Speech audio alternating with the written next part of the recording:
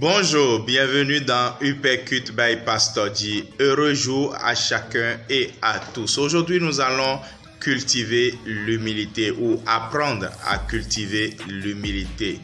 Vous savez quoi? L'humilité, il faut déjà définir proprement ce que c'est afin que nous puissions savoir ce que nous avons à faire.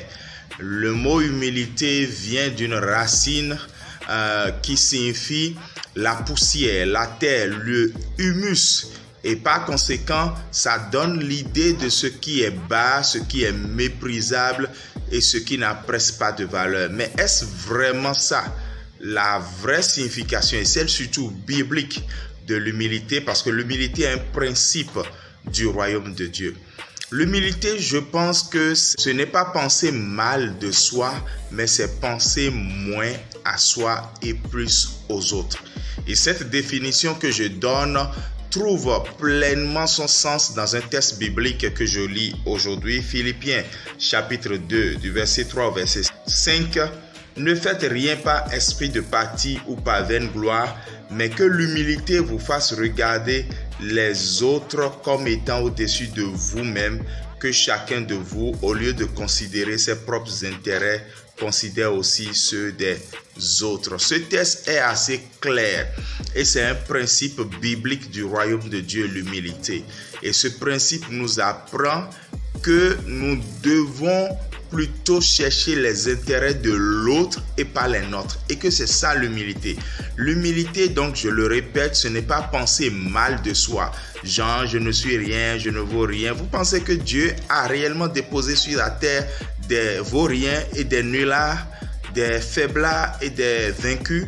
Pas du tout. Dieu a déposé sur la terre des champions qui sont devenus champions confirmés en donnant leur vie à Jésus. Nous ne sommes rien par nous-mêmes, mais nous sommes tout avec Jésus.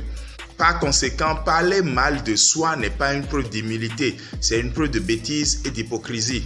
Mais penser moins à soi et plus aux autres, ça c'est l'humilité. Et dans toutes les sphères de la société et dans les activités que nous menons, imaginez une famille où l'humilité règne. Cela veut dire que c'est une famille où personne ne pense à lui, mais cherche plutôt le bonheur de l'autre. Cette famille est tout simplement bénie. Pensez à une nation où l'humilité règne. La personne ne pense au biglotiémé et au tchédjenabi, mais on pense plutôt à comment faire pour que ça aille pour tout le monde. Donc l'humilité est un principe du royaume.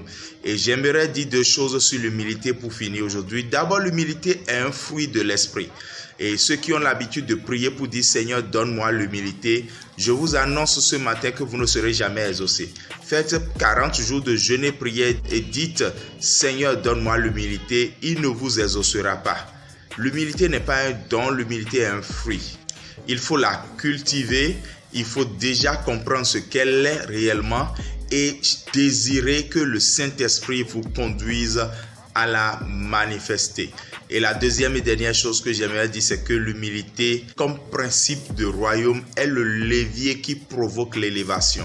Jacques 4,6 et les textes parallèles tels que 1 Pierre 5 montrent que la personne humble réellement, l'humilité étant une attitude de cœur d'abord, avant d'être ce qu'on démontre aux autres. La personne humble sous la main puissante de Dieu est toujours élevée. En tout cas, j'en ai fait l'expérience et je peux en parler.